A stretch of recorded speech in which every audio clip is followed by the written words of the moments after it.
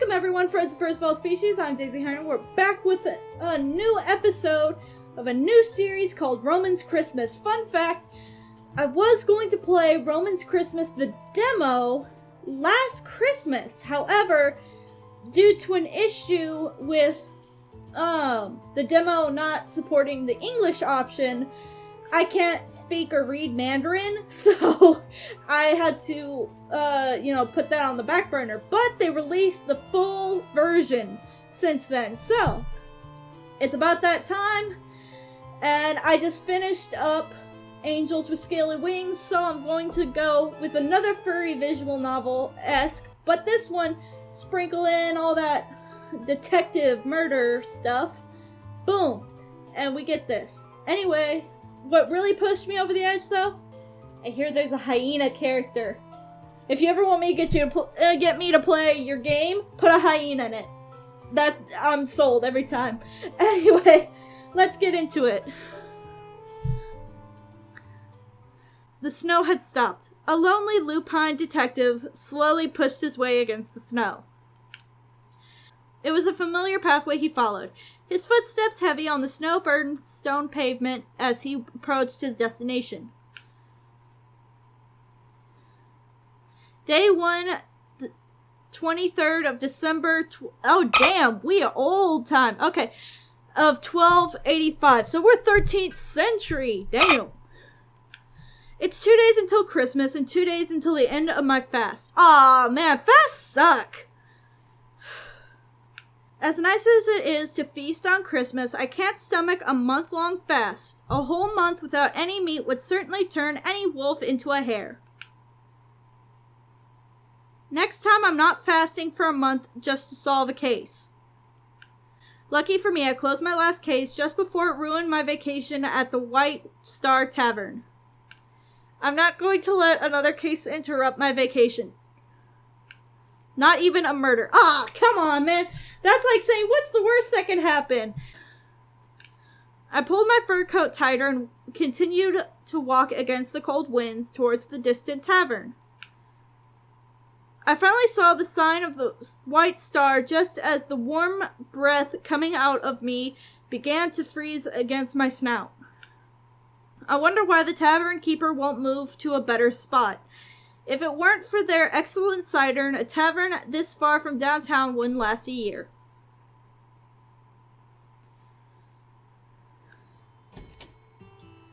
The door's hinges creaked as I pushed it open. The warm scent of fireplace smoke, cooking bacon, and wheat bread encircled me. Oh, that sounds so good! Several oil-painted portraits of white-furred dragons decorated the walls, each one exquisitely painted. Oh my god, hey look, he's blinking, right? Yeah! Oh, the worst part of any game, figuring out the new voices. Okay, I think I'm gonna go classic with this. Haven't seen you in a while. What would you like to have today? Sarin was... Sarin, I'll just say Sarin. Sorry, I know I'll be mispronouncing a lot of fucking names, but, you know. Sarin was dusting one of his precious portraits when I entered the tavern. He paused just long enough to speak, then continued his work. Why doesn't a zero-scale dragon like him love white-furred dragons so much? Maybe I'll never know. Same as usual, but my fast doesn't break until the day after tomorrow. Got it. Sarin put down the duster, then wiped his hands with a cloth at the counter before grabbing a beer mug and making his way towards the cellar. I hung my coat on the hat stand and sat beside the fireplace to warm myself up. Ooh. Oh, did he move the, thing in his hand? What is that? I know it's not a guitar. Oh well. What a coincidence to meet you here. What about buying me a drink to celebrate this moment? And Zox must have heard me come in and rose up from the corner to approach me, bringing his lute with him. He's a bard, but one without a patron to support his artistic career. He's also something of a detective fanatic, though I doubt he has the necessary talent to become one. Nowadays, he travels between taverns to sing for his supper, all while hoping to find some rich noble patron who will appreciate his talent and shower him with wealth. Oh, what a coincidence. I'm flattered that Roman, the great detective, still remembers me. I'd never forget the guy who could distract me every time when possible. Not on purpose, but still impressive. Of course I do. You left such an impression on me the last time when I was trying to solve that case and you... I'm really sorry about that, please no! Look at his face! An ox fled, clutching his loot. Great, saved a pint for myself. It's almost dinner time, but there's no other customers here. Is it because of the heavy snow? I'm starting to feel thirsty after staying by the fireplace for too long. What's keeping Sarin from bringing up the booze? As I looked around, I spotted a guy covered in a priestly robe and veil, wearing a silver something cross and curled up at the corner. So we got like a priest? Oh, he's cool. I can't make out his face in the candlelight. His mug of cider is still full and untouched. Who the hell would... Is that a disguise? Hasn't he heard the saying about tiger changing their stripes? Sarin came out... Oh, I love the motion in the avatar, like in the sprites. Sarin came from behind the counter and handed me a mug of cider along with a note. That's elegant. If you find anything regarding her, keep it to yourself. Okay. Her. Whatever, I've seen stranger things. I shoved the note up my sleeve, drank a gulp of cider, and purposely let out a loud belch. That's how you, display your dominance. You burp as loud as you can. I get you. I relaxed in my usual chair, enjoying myself in the quiet and familiar atmosphere of the White Star Tavern. Looks like we're the only people here tonight. The logs in the fireplace were making tiny crackling sounds. Sarin sat behind the counter reading a cookbook his father left him. An ox was playing his lute. Elegant had gone upstairs a while ago. Maybe I'll live here after I retire if I have the money. Assuming the White Star keeps its comforting atmosphere till then. Come to think of it, what should I do to kill time before dinner is served? I brought a book called A Brief History of Apollyon with me to do some reading during my vacation. Although I really don't think this little book can tell me anything about my homeland I don't already know. I could also check out the White Star special Christmas menu. I can't have any meat for another 2 days, but a glimpse of a good menu and a little bit of imagination won't break the rules. That's totally a me move. Maybe I'll just take a nap. I could use a good nap after losing sleep for almost a month. What should I do before dinner? Oh, cool. We'll do a brief history. You know, I might learn something from it. Might as well do some serious reading. I took out a book, A Brief History of Apollyon, I borrowed from a crime scene from my bag. Wait, did you just take a book from a crime scene? It's a cheap little book printed with movable type printing and distributed among the citizens of Apollyon. The king believes that if the citizenry know more about the country's history, they'll be more loyal. Thus, he rewarded the minister who invented the printing technique and built 3 machines to print these things day and night. Although most books handed out in the slums end up being more useful for starting fires and quality toilet paper. Yup. Still, it's better than nothing. A Brief History of Apollyon. Dedicated to the great Helios II, may God bless him and his subjects, and may the sun shine upon this glorious land forever. Okay, so we're just about to read a whole bunch of propaganda, aren't we? I know this, look. Apollyon, the country we live in, was established by the father of Helios II, Helios I the Pioneer. On September 4th, 1169, giggity, a great earthquake endangered the reign of the ruling nobles. After the earthquake brought as God's punishment on the blasphemous nobility, God chose Helios I the Pioneer to execute his divine wrath. Okay. Helios I the Pioneer led his loyal soldiers of various species from Rheimph, our glorious capital, and created the country of Apollyon that we now know. Helios 1 noticed the strife and discrimination caused by the age-old hatred between species. Thus, he decreed that all species in Apollyon would be equal. Yeah, because just saying that they're equal is going to change shit. On September 1st, 1230, Helios II ascended to the throne after Helios I's demise. That's it? Okay. That was a brief history. Truly a blessed land of equality. See, even he knows he's bullshit. This is bullshit. Sarin came out of the kitchen and brought me a carrot stew and a pale ale. Oh, thanks. You see, I really don't want to cook anything related to carrots, but given that you're still fasting...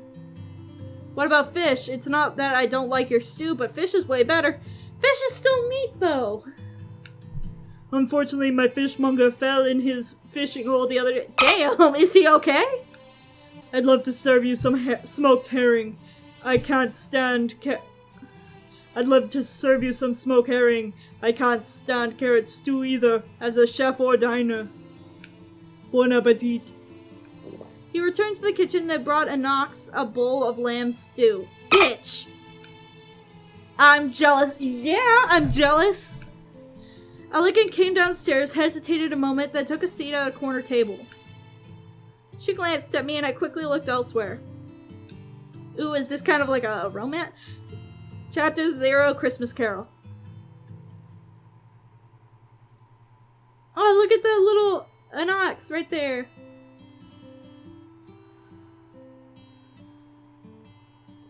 After dinner, I sank into a rocking chair near the fire and let myself relax.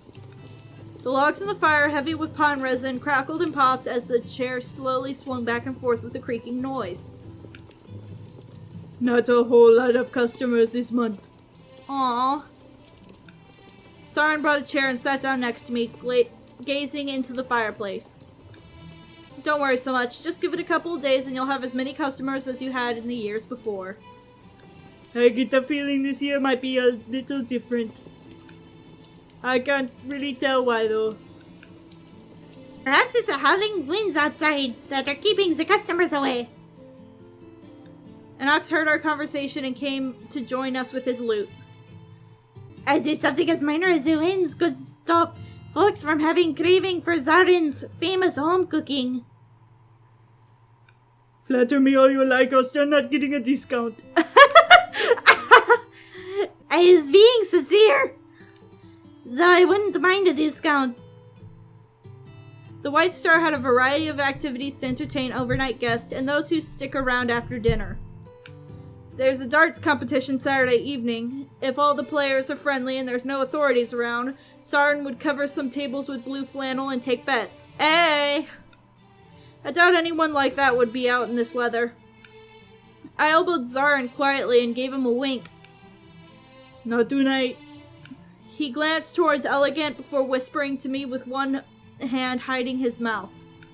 After all, we don't know her that well. Let's hold off on the gambling for the time being. Well, if you think of something else, let me know. I'll see if I can keep myself occupied. What do you want to do tonight? Having no idea now. I'll talk to Elegant. By the way, I don't know Elegant very well. I'll ask her quietly when Anox won't notice. I walked towards the round table she was sitting at before pulling out a chair and taking a seat and offering my hand. Hello, I'm Roman. I waited for Elegant to reach out for a handshake, but it seemed she didn't want to. My right hand hovered in the air as awkwardly as the silence. Hello. I apologize if I'm disturbing you. I was about to push my chair away and end the embarrassing conversation before it started, but paused as she motioned for me to stay seated. She looked me up and down slowly. I could almost feel the weight of those lake blue eyes through that thin veil. As a detective used to observing others, I know how uncomfortable it is to be examined so thoroughly by such a sharp and intense gaze. You are on good terms with the owner of this tavern, are you not? Well, you could say that, but how could you tell? The way you pass information is too obvious. I felt naked. It was like her eyes were peering through me and into my soul. You need not fret. I do not care about your business. I would imagine a detective like you has more than a few informants. I didn't notice until now, but I was involuntarily biting my left thumb. It's a nervous tic I've had since I was young. I still haven't managed to break the habit. No need to be polite, just tell me why you came to me. Well, if you insist. Relieved, I unclenched my fist and took out my handkerchief to wipe the sweat from the pads. Actually, I came here to ask. You're right. That's the worst thing you can ask somebody for cider. Alright. Gender. What are these shit options? Okay, cider. Not interested in actually drinking from your glass? I prefer to remain sober, in case something unexpected happens. At this moment, a knock suddenly came up. Still a deep conversation, are we? I thought you were talking about nothing, so I thought I would join in. Trust me, we've got plenty to talk about. By the way, I've heard a puzzle in a tavern from another town. Would you be interested? Oh boy! Story time! Story time! Story time! Sorry, we're kind of in the middle of... What's the puzzle? Oh, so she's a puzzle girl. Hey. Elegance seemed interested, taking her mug and sitting down with Anox by the fire. Playing a puzzle game again, Anox? I know I'm butchering these names. Bite me. Sorry, I just finished cleaning the kitchen and came to sit by the fire. Yes, you came just in time. I'm not really in the mood. Hear a story or go listen to stories. It's not like you've got anything better to do. You can just listen and let us solve the puzzle if you want. I'd better do it myself than leaving it to you guys. Let's start, Anox. Anox cleared his throat, then caressed his lute and said, One night in a small fairy town, famous for its barley, the only windmill in the town came to a stop. This was the first time it has happened. Since the mill was thought vital for their work, the villagers rushed to check the mill. From afar, the villagers saw that the windmill blades were no longer rotating. They thought that the sun, wind, and snow had broken the transmission shaft that ran in the mill. The villagers came to the mill, the ground covered in thick snow over their ankles. The dark wooden mill towered over them in the white expanse. The blades turned in an ominous position that looked like an inverted cross. Oh, that's certainly not a bad omen for anything. I assume this was a puzzle, not some bobtail you used to coax coins from drunkards. Elegant's tail swished as she impatiently drummed her fingers on the tabletop while Zarin sat and listened attentively. It's not as though you're paying me, so just sit and listen. Allow me to continue. As they drew closer, they found a windmill's maintenance gondola was tied with a hemp rope to secure it. Please clear. Okay. But then they saw it. The miller who ran the mill was suspended upside down in the middle of the air. His eyes were wide open with fear. His face contorted as though he was screaming in terror.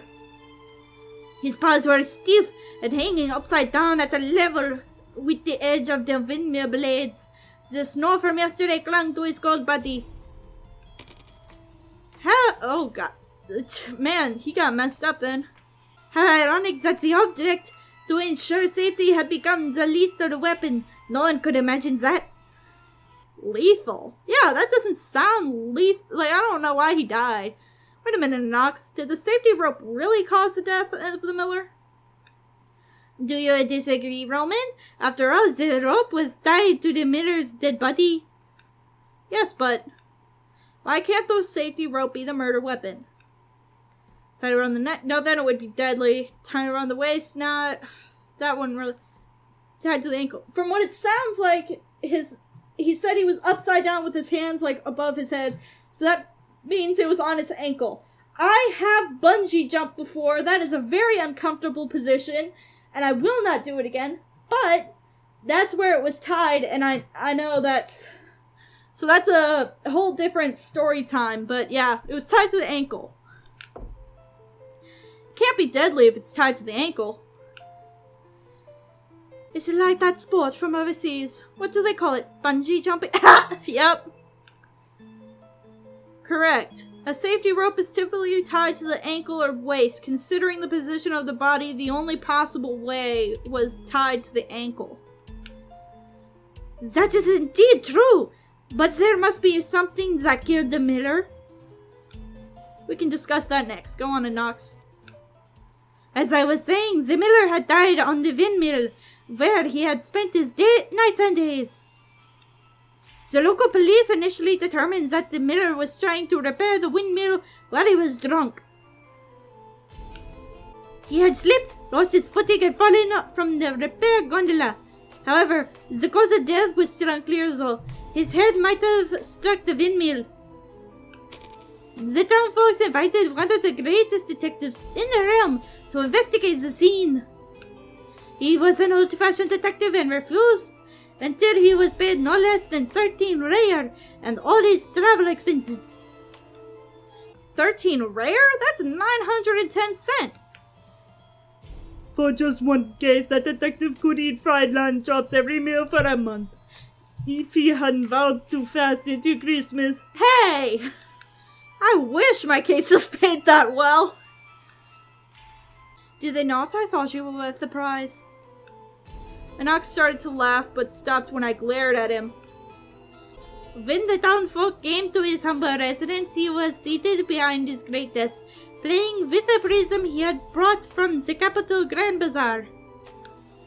Sunlight from the small window passed through the lens and scattered a rainbow of colors. After listening to the villagers' accounts, the detective struggled to get up from his easy chair with a cane. Then asked his only servant to call the carriage. This would be one of his field investigations. Wait a minute. So, this detective who's worth all this money never goes into the field? Fuck that guy.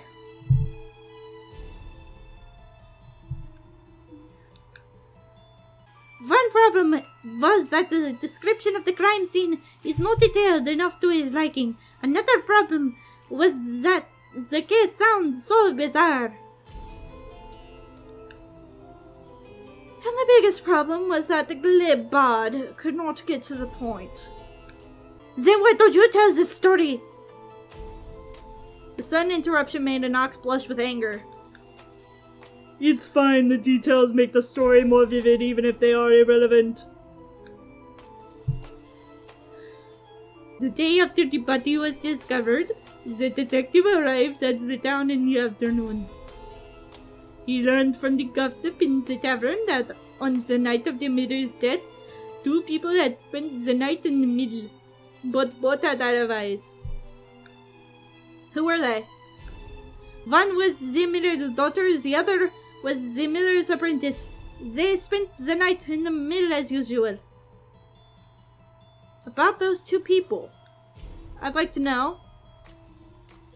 About the miller's daughter? I'd like to know about the miller's daughter. Elina, the miller's daughter, she's 16 years old and a grey wolf. She had had no shortage of suitors in the town, and even got the eye of a few local nobles. She's 16! For 2 years in the future, hopefully. And not just for her father's wealth. She was also renowned for her beauty. She had been the dream girl for every bachelor in the town since she was 14. Hold on now. I know we're in the 13th century and rules are different and you only lived until you were like 20 at best. So I will give some leeway. But as far as my time right now, that's a no-no. She had a good relationship with her father. Or at least other outsiders thought so. I'd also want to know about the apprentice. What about the miller's apprentice? The apprentice's name was Hans. He came to the mill from the next town 8 years ago. At that time, he was just 10 years old and all alone in the world. No parent could be so cruel if it weren't for money. The miller treated him well. The apprentice was also very clever. He always seemed to be able to succeed no matter how complicated Zimmer's orders. Recently, there was a rumor that he had a close relationship with Zimmer's daughter. Okay, so we kind of got a forbidden fruit romance going, you know, star-crossed lovers, huh? Let me think. Go on. I have to say those two caught my interest. Please go on. What about the miller's reputation? Zimmer had lived his entire life in the town and had no enemies. He was well regarded by the townsfolk. His wife died of lamb's fever shortly after she gave birth to Elina, and he had lived as an odd bachelor ever since. He had several drinking friends who he met within the pub almost every night after supper, drinking and talking until the tavern closed. It sounds like some of the tavern's regulars. Some folks of the tavern provided the detective with additional information. The Zimmer had been extremely generous recently, and one day he even brought everyone in the tavern around the veil in celebration. Well, celebration of what? That's all the information on those present. Having gotten his fill of gossip from the noisy drinkers in the tavern, the detective left the tavern and went walking to the mill. Within 10 minutes, the detective arrives at the mill. It was clear and windless morning. The snow at the gate of the mill hadn't been swept away by the overzealous villagers. The detective, relieved and cautious, checks the snow from the outside. Okay, so tavern to the mill, there was... Huh? The snow was unexpectedly clean. Apart from the footprints left by the villagers who found the corpse in the outer circle, and the footprints that went all the way to the front of the house. There was nothing except some messy traces in front of the first footprints. It seems that there was no shortcut or alternative entrance. The detective put on his hat and came to the mill door. He glanced down by accident before entering the door. There seemed to be a circular imprint around the last footprint in front of the door, and the stone used to hold the door had also been moved. Okay. Stepping inside, the detective met Elina, who was covering her face and crying, and Hans, who was comforting her.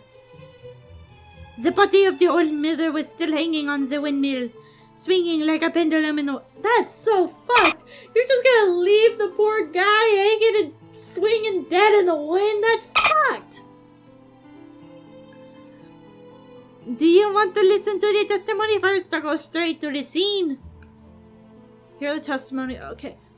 Well... Are we coming back? Like, are we, like, going to the scene? And, like, if we don't listen to them, we can't come back? I'm not sure how this is working so far, so I want to talk to them. But I'm afraid, like, will everything get disrupted, or... Okay, I'm just gonna go to the first option, listen to testimony. Hear the testimony. Perhaps you should investigate the scene first in case something gets destroyed later. Not to mention the witness does not seem to be emotionally stable.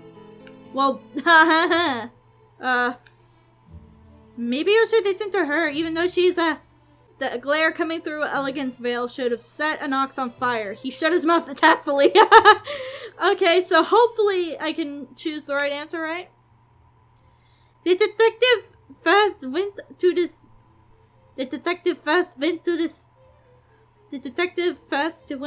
the stairs to check the scene of the death. And I quickly sketched something on a piece of paper and handed it over. Oh, that's lovely. Zimmer is divided into 3 floors and is about as tall as 5 people. Between the maintenance gondola on the 3rd floor and the window on the 2nd floor is the connecting shaft between the fan and the mill. Okay. So I kind of see. The maintenance gondola is extremely narrow and long, and it's about as wide as an adult's foot. There was a layer of snow on it, but no footprints. 2 ropes were tied at the railing of the basket. The left part was covered with snow like the other parts of the railing, and there was no snow on the right part. Okay. The detective leaned against the railing and looked down. Under the wooden railing hung the cold body of the miller.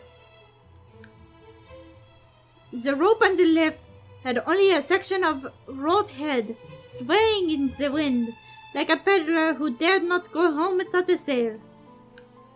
As he tried to lean out further, the railing creaked under the pressure. The snow fell from the inclined railing, falling and disintegrating in the air. The detective's biological instincts kicked in. His fur bristled involuntarily. He pulled back quickly and turned to check the situation at the entrance, putting his right hand inside his coat and grasping the dagger he kept to defend himself from villains. It was a gift from his first love. Every time he held the dagger, it reminded the temperature of her palm on that fateful day. Are we listening to a love story or something? Please, one arrogant is enough. The detective turned around and found nothing behind him. He went downstairs quietly and found that the 2 of them were where they were, as if they had not moved. Okay, so, good for me, they didn't move. I was afraid that they were gonna run or leave, or I wasn't gonna be able to come back to them, so oh well. He went back to the 2nd floor and looked out from the window. Above his head was the rotating shaft of the windmill blade, which gleamed black from grease from the daily rotation and maintenance. The shadow cast by the rotating axis hit the detective's face, which gave him a very uncomfortable feeling, as though he was some prehistoric hunter shuddering in terror at the sight of a giant beast. The gears of the windmill were exposed, about 30 centimeters away from the upper eaves of the windows. The triangular teeth were distributed around the rotating shaft. The detective put his hand into his coat pocket and gently ran his thumb across the edge of the prism he carried. Something came to mind. The detective looked out of the window again. The lower gear groove seemed to be more worn than the others. He went back to the 1st floor, passing by the living room and straight into the kitchen. The oven seemed to have been used recently, and the kitchen filled with a mixture of the pungent smell of charcoal and the delicious grain smell of barley bread. He opened the oven and flicked the ashes with his stick. The shape of a piece of charcoal under the ashes reminded him of the prism in his pocket, like a wedge. Having gathered the necessary evidence, the detective returned to the living room to question the witnesses. Noticing the detective's approach, Elina sat upright with hand support, her eyes drooping. She was dressed in a light blue nightdress. Her eyes were swollen, her facial fur was combed, and it was easy to see the state of disorder despite her attempts to cover it. An ox coughed a few times. When he spoke again, it was in a higher feminine voice. Oh no, he's doing voices too! Welcome, Mr. Detective. I assume this is related to my father's death. It'd be nice if you could talk this way more often. It's really hard to speak like this. Come on, show us your dedication to your craft. It took the detective about 10 minutes to persuade the apprentice to go upstairs with his servant, lest one of the testimonies influence the other. After formally introducing himself and some brief preparation, the detective asked her to tell the story of that. After formally introducing himself in some brief preparation, the detective asked her to tell the story of the night. Okay. Testimony? Yesterday after dinner, my father went to the tavern as usual. I finished my half work about 8 o'clock. It was about 2 hours before my father came back. Nothing seemed strange. I then went to the Han's room to chat with him. 2 hours passed by and we didn't realize that my father had yet to return as normal. It wasn't until around 11 o'clock that we realized how late it was. I hurried downstairs thinking my father was quietly sitting in the living room ready to scold me. But he wasn't there. The door was closed and there was no one in the living room. I had a feeling that something terrible must have happened. It was like a snake had slithered under the door and crawled at my spine to whisper in my ear. I don't know if it was because the wind or the old hinges, but the doors that day was more difficult to open than usual. Was that wedge like door to keep her in, I guess? I pushed the door open and the wind blew some snow into the house. I propped the door open and made my way outside. When I got down to the windmill, I had a strange thought, like an itch on my back that could be scratched. I couldn't help but look up. Hanging above my head was the purple face that was swollen, swaying in the wind. His eyes were as prominent as goldfish. Saliva had flowed down his open, screaming mouth and froze to the ice on his snout and fur. I was so frightened I rushed back into the house and closed the door. You didn't call the police. You didn't do nothing. You just said, fuck this, my dead father hanging above my head. I'm going home. Really, bitch? I couldn't sleep. You tried to go to sleep after that? Okay. I couldn't sleep afterwards. Every time I closed my eyes, I could still see that face. Can't believe that was my father.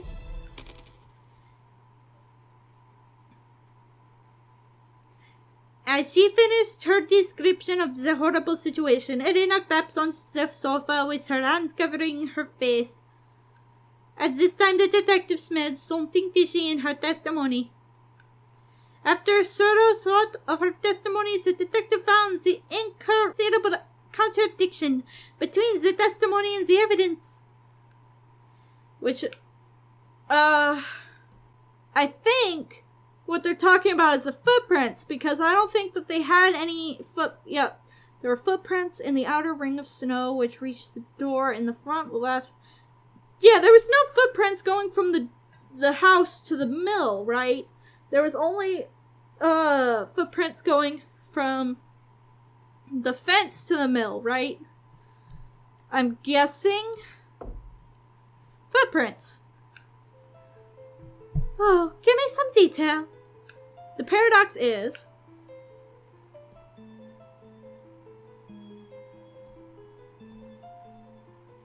no other footprints on the scene. It was said earlier that only one series of footprints of the site reached the gate of the mill. Since Elina had gone out, she would have certainly left her footprints as well. Although I don't know how she did it, Elina must have concealed something. As for the reason, we can only go on with the inquiry. The detective tidied his sleeve and carefully pointed out the error in Elina's testimony. As I recall, Miss Elina, you just said that you went outside to check outside. Yes. Then why is there only one set of footprints from the outside of the house to the gate of the mill? Well, I must be so scared that my memory is confused. Let me start over. Oh, that's not good. The testimony of Elina 1 corrected. Yesterday after dinner, my father went to the tavern as usual. I went upstairs to Hans to chat. Oh, they were smushing. That's what they were. 2 hours passed by, and there was no sign of my father's return. I went downstairs around 11 and found that he would not come back in. I opened the front door and my father's distorted head going outside. You're telling me that you could see all the way... Like, I remember that clear-ass description of his face being purple and bulging eyes and saliva. You saw all that description from all the way across the way from your front door to the mill. Bullshit. I was so scared that I ran back into the house. I was so scared that I ran back into the house and closed the door. The scene was so frightening that my memory was confused. Some nights, every time I closed my eyes, that horrible face would pop up. I couldn't sleep at all. As long as a lie is told, more lies are bound to be used to cover it up. It's a pity that even the most talented folk can't make up every lie perfectly, let alone under such pressure. Miss Elena, there's really no need to hide anything from me. Unless she's the murderer. Even the detective saw through the lies she had made up this time. Okay. So this time she said she saw all that stuff from outside and she just shut the door. So there's no way, right? From the mill, how far it was away? Which slightly higher than the doorway, so the mill, right? The structure of the mill contradicts the testimony. In what way? The rotor of the windmill is between the second floor window and the third floor. The length of the fan blade should not reach the door. You're close. Oh, so that... Oh, the position of the corpse. I get it. It's the position of the body. How could Elina see his head in the door if the miller's paws were even with the windmill's blades? Elina saw what she should not have seen. Only because she was actually out there and cleaned up her footprints when she came back. Not to mention, cleaning up her footprints is suspicious. Why would you need to clean your footprints if you were just a witness? Perhaps she panicked and did something that would implicate herself accidentally. Or the whole scene she described was just some sort of delusion. That could be true. As you said, you saw the face of the disease in the doorway. This is definitely impossible for you with the current position of the body. Corpses don't simply move after death, do they? How could? I don't even know. Elena screamed hysterically and then ran out of the living room. It seems that he couldn't get near her for a while. So the detective went upstairs to visit the other witness, Hans. The detective saw Hans upstairs. He was wearing a soft hat, a burlap jacket, and a brown linen trousers. The dark grey eyes under the brim made the detective very uncomfortable for some reason. That kind of look reminded him of a colleague he met in another case several years before. A wolf with beautiful blue eyes that had an unruly and wild gaze. Don't push it, you... Oh no, what? He's talking about us! He's talking shit about us! Calm down, man. As I started to get up, I was pressed back to my seat by Saren's thick claws. He was still so sensitive about conflict between his customers. 5 years ago, someone made the mistake of starting a fight in his tavern. He grabbed the guy with only one paw and threw him across the street. Damn! Somehow, this attracted more customers. I still don't know what they're thinking. Are they all masochists? And the detective noticed that the hair on his paws seemed to be darker than elsewhere. Oh, like ashes. Like the charcoal that we found, right? The detective's face remained unchanged. He lowered his hat to cover his spying eyes. Mr. Hans, hope you don't mind. I'm just doing my job. The detective sat in the wooden chair opposite of Hans and handed his cane to the servant beside him. I would like to hear about what happened last night. So straightforward, Mr. Detective. Well, I will try my best. Yesterday after dinner, like every ordinary night, Zimmer went to the pub to pass the time. Elena and I stayed in the mill to watch the house. Wait. Didn't Elena say that we were in the house watching the mill? We stayed in the room until 11 o'clock, then found that Zimmer didn't come back at his usual time. Elena went downstairs to check while I hurried back to my room. Oh, so Elena said that they were in their room. That's obviously not the same room. It wasn't long before I heard Elena scream downstairs and the sound of the door being slammed. I went downstairs and saw Elena parent slumped on the ground. I took her back to the room. She told me off and on about what she saw outside the door. I stayed at her bedside all night to keep her company. Okay, just one question. Yes, the room. You're obviously, like, this moving around or whatever. The testimony is contradictory about the room. Obviously, the wording seems to be a little subtle. What about it? Different rooms.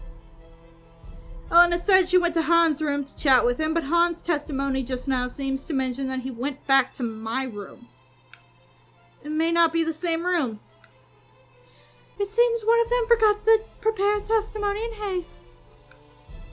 Mr. Hans, I have a small question. It has nothing to do with the case and more with me being a jealous sour-faced with two young lovers.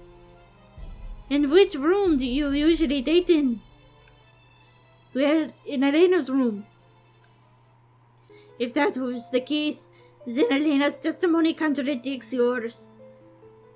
She told me that you two were in your room as usual. Oh, really? She may have just been confused by the shock. Or was she so frightened that she forgot the alibi you agreed on in advance? What are you talking about? I don't even know. Hans kept fiddling with his hands, and the beads of sweat moistened the short hairs on his forehead. His grey eyes avoided the detective's gaze. Oh, please excuse me, Mr. Hans. It's just my speculation after all. Okay. But I wouldn't choose a partner who gets nervous so easily if I were you. Your hands shake when you're nervous. Can you even grasp the rope with those? The detective could read Hans' behavior like a book. And now he needed only a little physical evidence to prove his conjecture. The detective went to the snowfield where the body had been lowered from the windmill by the servant. The miller's body was spread out in the snow so that anybody could see it. As the detective inspected now the arranged corpse, he couldn't help but grimace. After reprimanding the servant who had carelessly moved the body, he went to investigate it. Oh, wow. Oh, okay. Hi. Well, I guess the first thing that jumps out is... Ooh, I'm joking. The rope, right? Zimmer's ankle was tied with the safety rope, cheap but reliable. The knot was a hangman's noose.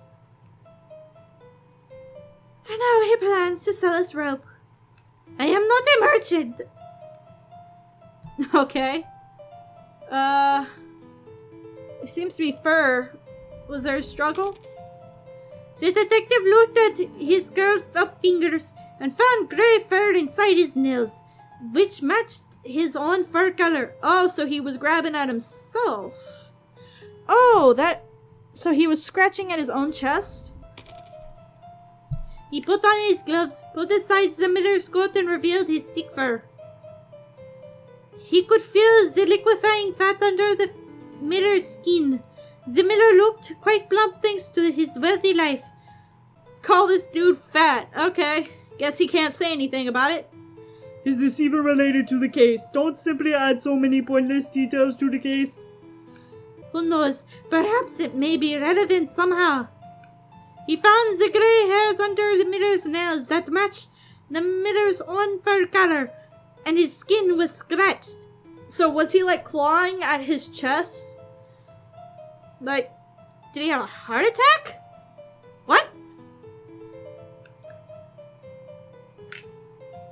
Is there something else? Oh, okay. The detective looked closely at his face. He was scared by the dead Miller's twisted face, even though it wasn't his first time seeing a body. The Miller's wide-open eyes were growing cloudy and lifeless. His wrinkles were getting clearer due to his stiff facial muscles. His mouth stayed shut, but silent fear still escaped from it. He had been greatly frightened. The Miller's fur remained fluffy with no signs of strange marks. He got up and finished the search. Now he knew what had happened. And now, let's put the pieces back together. Wait, there's still a lot of questions to be solved. Then to take notes of the evidence, take a good look. It seems that the main problem with this case lies in the cause of the Miller's death, the weapon that killed him, whether he was murdered, and the killer's motive. The process of how the case happened is also noteworthy. If it's impossible to confirm the sequence of events, we should focus on the factors that change with time, such as weather. Quick Q&A. What? Please click the mobile icon. Oh, cool. I guess the suspect, right? Oh, weapon?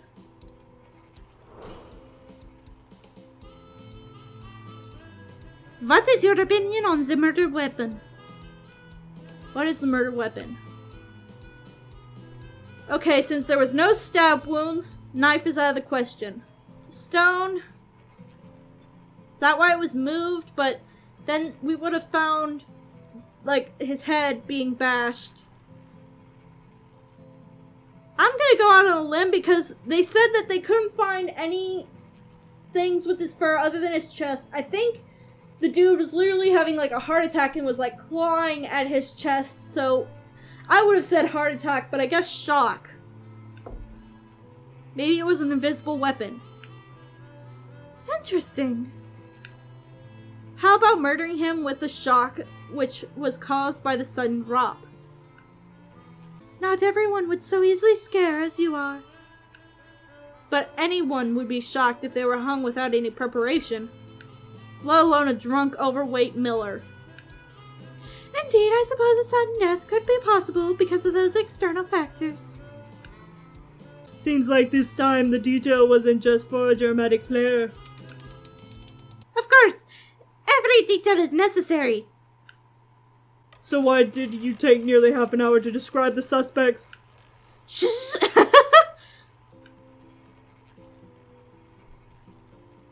Okay, method. What was the process of the crime? Deductive reasoning, arranging the occurrences chronologically from top to bottom by chips of each. Okay, this is gonna take a sec. Okay, I'll do it. The suspect dropped the rope from the maintenance basket. The rope left a circular mark on the ground. The rope hitched to the Miller's ankle. The suspect lifted the Miller into the air. And then the suspect burnt down the wooden wedge. Seems right. Luck may have been a component, but it's not impossible.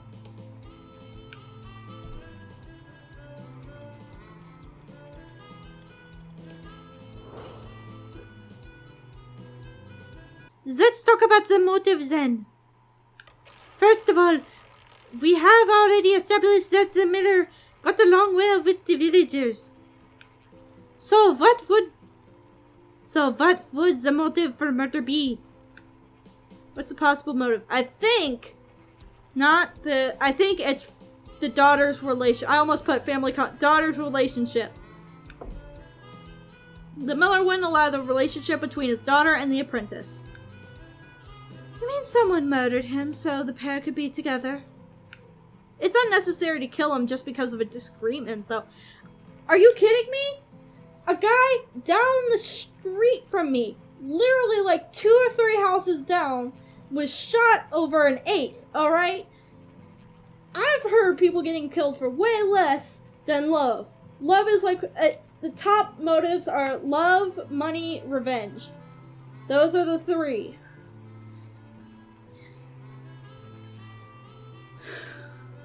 So that means something recently happened to provoke the culprit into killing the miller quickly. Then the identity of the criminal is obvious. Even so, there's no need to kill him.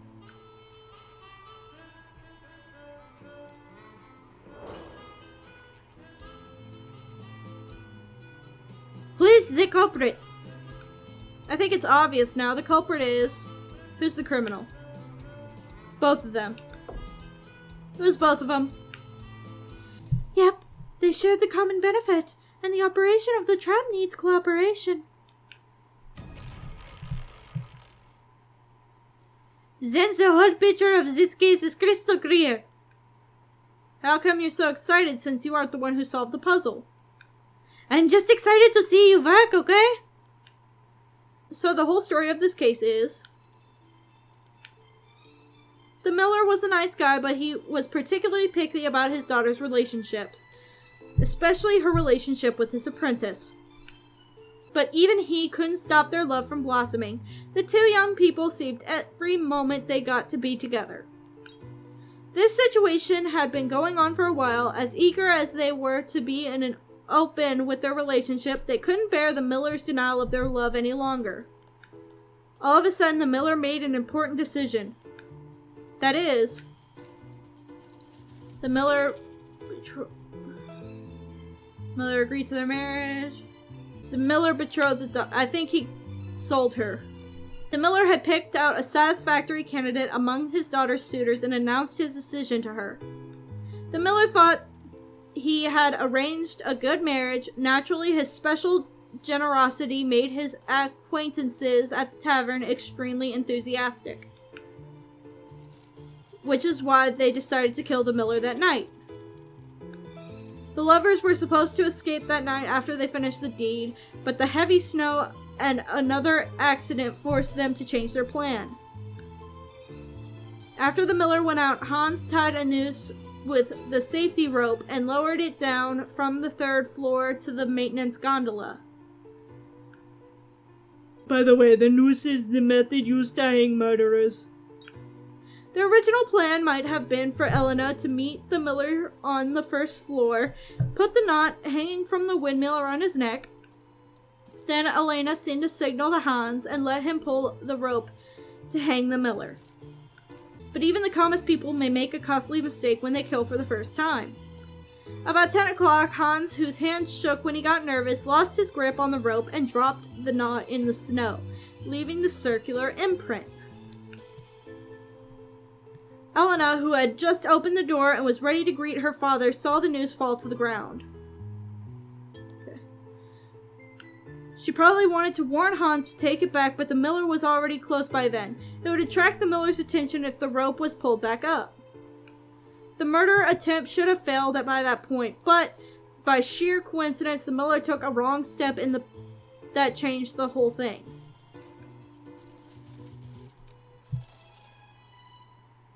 The miller stepped into the ring. Elina trapped the miller. It sounds like he took a step into the ring. He stepped into the noose by accident. At that time, Hans had just grasped the rope outside the maintenance gondola. When the miller's paw moved forward in the snow, the rope was pulled. Hans felt the pull and instinctively pulled the rope according to the original plan, pulling the miller up by his ankle. The miller fell on the snow before he was pulled into the air, leaving the messy marks in front of his footprints as he struggled. Hans hung the miller in the air, dared not to let go of the rope, and let him struggle in the air. After a while of struggling and cursing, the face of the miller changed from red to purple. And as more and more blood rushed to his head, his movements became weaker and weaker until they stopped. Elina and Hans wanted to escape after this comedy of success, but finally decided to disguise the scene as if the miller had accidentally died and planned their testimonies. After all, as long as they could get rid of the suspicion of murder, they could inherit the mill. The reward for taking such a risk was extremely good. Hans tied the safety rope to the maintenance gondola, pretending that the miller had tied the rope himself. However, it had snowed by that time. The rope tied to the fence pushed the snow off. Therefore, there was no snow on the right side. He also stuck a wooden wedge in the windmill gear and made the windmill stop spinning. As the distant villagers saw the windmill stop, they would naturally think that the miller accidentally fell and died while repairing the windmill. The morning the detective arrived was sunny and windless. The windmill wouldn't spin even without the wooden wedge stuck in it. This was his chance to throw the wedge into the bread stove and destroy the evidence. Then all he needed to do was just go back to the room and wait until dawn. If you don't look closely at the scene, you would think that the miller died by accident. Although it looks intriguing at first, it's actually a novel's puzzle with many loopholes. Next time I'll give the legendary detective Roman much more difficult puzzle. After the long investigation, the detective told everyone his inferences in the tavern and left the final decision to the villagers. The snow stopped. The detective opened the door of the snow-covered tavern. Thick snow still covers the paved road, and the detective stepped foot on the road home. It's late. Looks like there won't be any more customers tonight, so I'm going to close up for the night. If you need anything, please come to the 3rd floor to find me. Soren gave me an elegant room keys, closed the tavern, and went upstairs. Then perhaps it's time for me to go upstairs. I dare not risk being locked out by Soren if it's too late. There are 3 beds in the attic. Soren usually has 2 for himself so he can have enough space to stretch his limbs. The 3rd bed is usually rented at a low price to acquaintances who need accommodation on a tight budget such as a Knox. Elegant and I sat at the same round table staring at each other silently. Is there anything else to do tonight?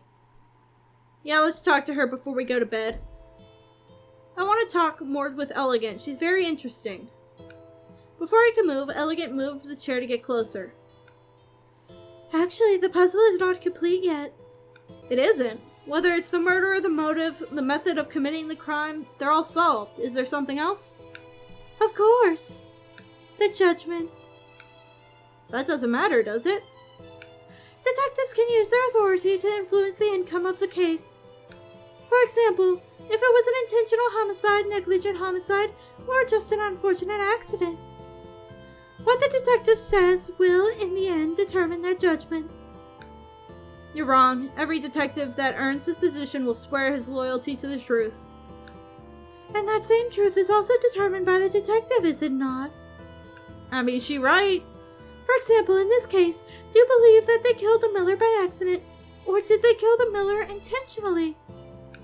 What if they just wanted to intimidate the miller into canceling the engagement? What is your judgment? If I were the detective, I would tell the villagers.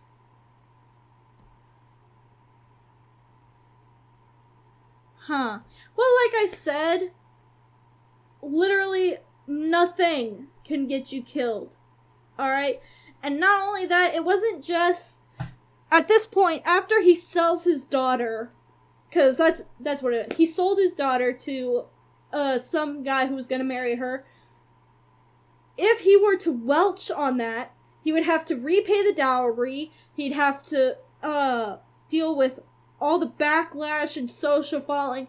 So there was actually a lot more writing on this than what's being alluded here. So I think it was homicide. I would say it was murder.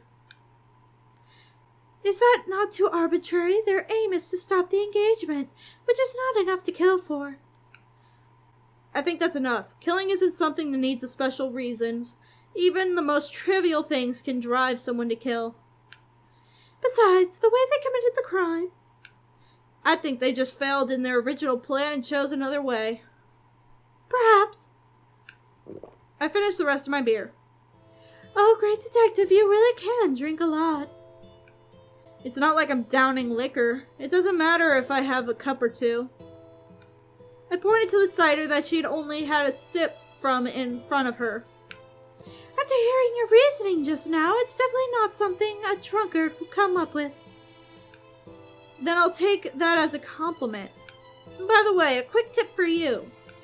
I approached her and said, your clothes look a bit out of place in a tavern. Everyone is going to notice a teetotaling nun in the middle of a group of drunks. If you're planning to stay here, I'm afraid you'll just end up scaring away the target of your investigation. Oh, shit, we got her. Damn, her eyes are really... I see. An amateur mistake on my part. Elegant hesitated for a while, then turned to look at me. Thank you for reminding me. Ah, you're welcome.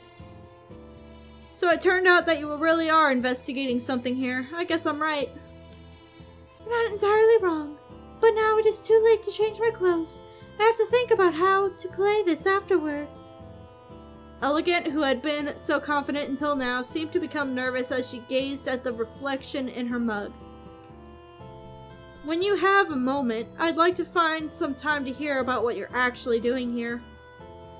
It's late. I'm going to bed. Good night. I said goodnight to Elegant and went upstairs to my room. My room was first on the right.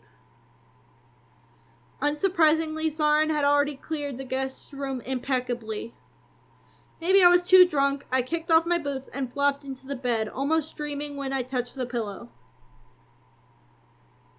Alright, and that was the end of chapter 0. I think that's a good place to stop it. So far, this is really interesting.